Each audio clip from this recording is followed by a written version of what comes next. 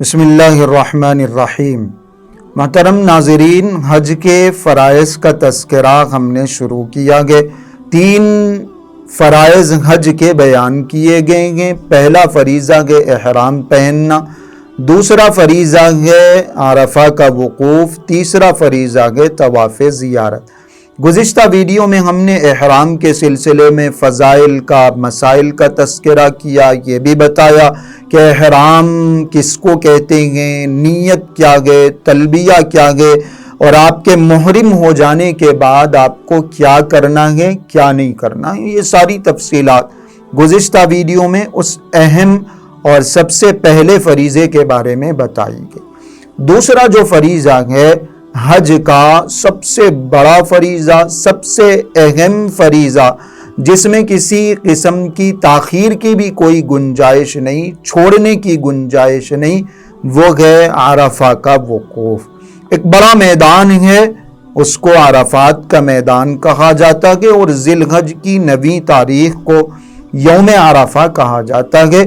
یوم عرفہ کو یعنی 9 تاریخ کو عرفات کے میدان میں ظہر سے لے کر، زوال سے لے کر مغرب تک ٹھہرنا، یہ حج کا ایک اہم ترین رکن ہے۔ اس کا جو وقت شروع ہوتا ہے وہ زوال سے، یعنی ظہر کی نماز کے وقت سے لے کر دوسرے دن 11ویں تاریخ کی فجر کی نماز تک باقی رہتا ہے۔ یعنی اس پورے وقت میں کوئی اگر ایک لمحے کے لیے بھی، تھوڑی سی دیر کے لیے بھی آ کے عرفہ میں ٹھہر جاتا ہے، اس میدان میں قیام کر لیتا ہے، تو اس کا فرض ادا ہو جاتا ہے۔ البتہ اس کے لیے واجب ہے، ضروری ہے کہ وہ زوال سے لے کر مغرب تک، سورج غروب ہونے تک عرفات کے اس میدان میں وقوف کرے، ٹھہرا رہے۔ اگر کوئی اس سے پہلے نکل جاتا ہے تو واپس آنا اس کے لیے ضروری ہے، واپس نہیں آتا تو پھر ایسی صورت میں اس کو دم دینا پڑے گا، قربانی دینا پڑے گا۔ یہ جو وقوف عرفہ ہے یہ حج کا سب سے اہم ترین اور سب سے بڑا رکن ہے۔ بلکہ روایتوں میں آپ علیہ الصلاۃ والسلام نے ارشاد فرمایا الحج العرفہ، کہ حج اصل میں عرفہ ہی کا نام ہے۔ یعنی اس اہم ترین رکن کو ادا کیے بغیر حج ادا ہی نہیں ہو سکتا، کسی کا حج مکمل ہی نہیں ہو سکتا۔ یہ عرفہ کا وقوف ہے۔ عرفہ کے اس دن کی بھی بڑی خاص فضیلتیں حضور اکرم صلی اللہ علیہ وسلم نے بتائی ہیں، بیان فرمائی ہیں۔ یہ وہ دن ہے جس دن اللہ رب العزت نے اسلام کی تکمیل کا اعلان فرمایا، بشارت سنائی۔ اس کو عید کا دن صحابہ فرمایا کرتے تھے، الیوم اکملت لکم دینکم واتممت علیکم نعمتی ورضیت لکم الاسلام دینا۔ اسلام کو کمپلیٹ کر دینے کی اور اپنے پسندیدہ ایک دین کے طور پر بنا لینے کی اللہ پاک نے جو بشارت دی ہے وہ عرفہ کے دن ہی دی ہے۔ یہ دن اتنا بڑا ہے، یہ دن اتنی فضیلتوں والا ہے، یہ ایسا دن ہے جس دن سب سے زیادہ بندوں کو جہنم سے چھٹکارا دیا جاتا ہے۔ روایت میں ہے، اما جان حضرت عائشہ رضی اللہ عنہا فرماتی ہیں کہ عرفہ کے دن سے زیادہ کسی دن اللہ رب العزت بندوں کو دوزخ سے آزاد نہیں فرماتے، اور یہ وہ دن ہے وَإِنَّهُ لَيَدْنُ، اللہ پاک آسمان دنیا پر تشریف لاتے ہیں، ثم یباغی بہم الملائکہ، فرشتوں کے سامنے فخر فرماتے ہیں کہ دیکھو یہی میرے وہ بندے ہیں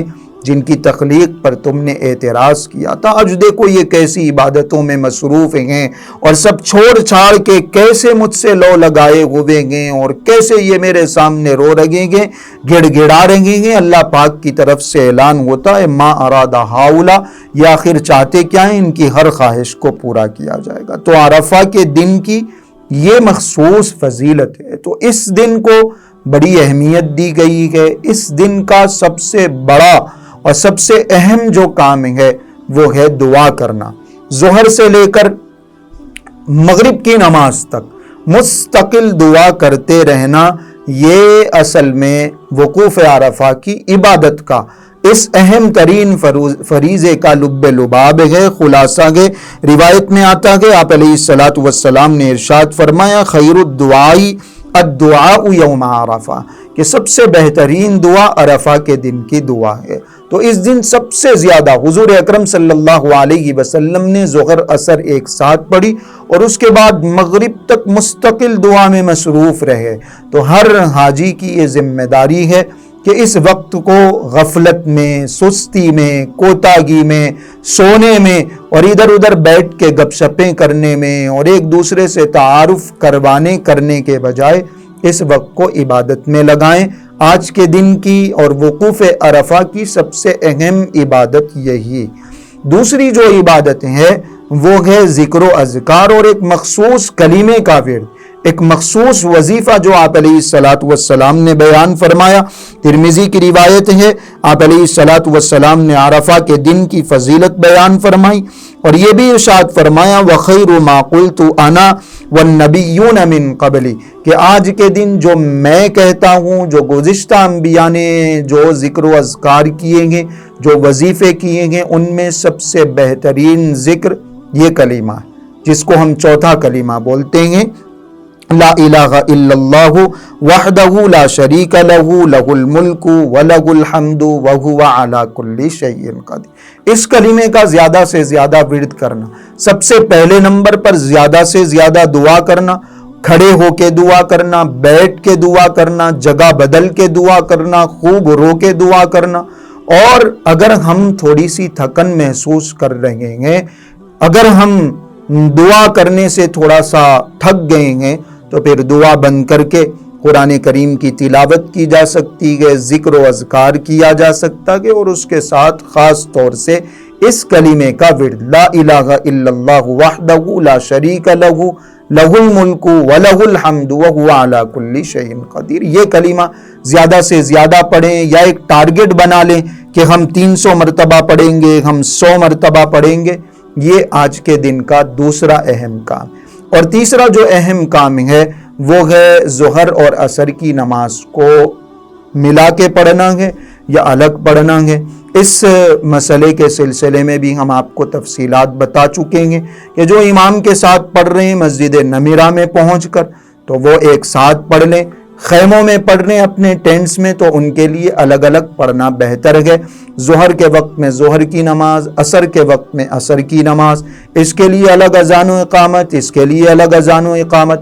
لیکن اگر آپ کے ٹینٹ میں، آپ کے خیمے میں یہ طے ہوا کہ دونوں نمازیں ایک ساتھ پڑھنی ہیں تو بھی کوئی لڑائی جھگڑا نہیں، کوئی بحث مباحثہ نہیں، اس پر عمل کر لیں، کوئی مسئلہ نہیں۔ ایک اذان، دو اقامت، ظہر عصر ایک ساتھ، درمیان میں کوئی نماز نہیں پڑھی جائے گی۔ اس کے بعد آپ مغرب تک مستقل دعاؤں میں مصروف رہیں۔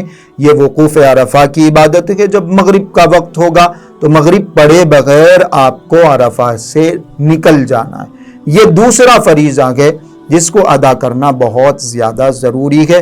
اور آج کے دن چونکہ یہ 9 ذی الحج ہے، ایک اور کرنے کا اہم کام یہ ہے کہ فجر کی نماز سے ہمیں تکبیر تشریق شروع کرنی ہے۔ تکبیر تشریق ہر ایک کے لیے، مردوں کے لیے، عورتوں کے لیے ایک مرتبہ پڑھنا واجب اور ضروری ہے، 9 تاریخ کی فجر سے لے کر 13ویں تاریخ کی عصر تک۔ تو ابھی یہ 9 تاریخ کا دن ہے اور ایام تشریق شروع ہو رہے ہیں، تو فجر سے ہر نماز کے بعد خاص طور سے اس تسبیح کا اہتمام بھی کریں۔ تکبیر تشریق، اللہ اکبر لا الہ الا اللہ واللہ اکبر وللہ الحمد، اس کا بھی اہتمام کرنا۔ تو وقوف عرفہ کے سلسلے میں جو اہم اور ضروری مسائل تھے وہ آج کی ویڈیو میں آپ کو بتائے گئے۔ انشاءاللہ آگے کی ویڈیو میں طواف زیارت کے سلسلے میں مسائل کا تذکرہ ہوگا۔ حج اور عمرے سے متعلق کوئی بھی اہم بات ہو، کوئی بھی اہم مسئلہ ہو، زاد مسلم شریعہ ہیلپ لائن کے نمبر پر آپ وائس یا ٹیکسٹ میسج کر کے پوچھنے کی کوشش کریں، انشاءاللہ جواب دینے کی کوشش کی جائے گی۔